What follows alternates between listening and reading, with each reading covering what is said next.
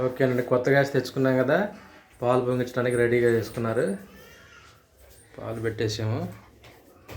Focus ఎక్కువ పెడుతుంది. Okay, gas వెలిగించు. వెలిగించారు.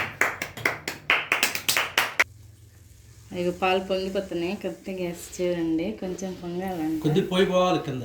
చాలు చాలు చాలు. నెయ్యి వేసుకొని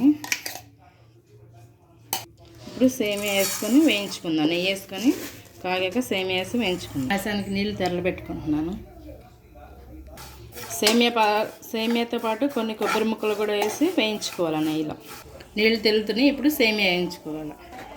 సేమియా ఉడికింది, సరిపడా చక్కెర వేసుకోవాలా. ఇప్పుడు ఫైనల్గా పాలు. నేను ముందుగా పాలు కాచి పెట్టుకున్నా.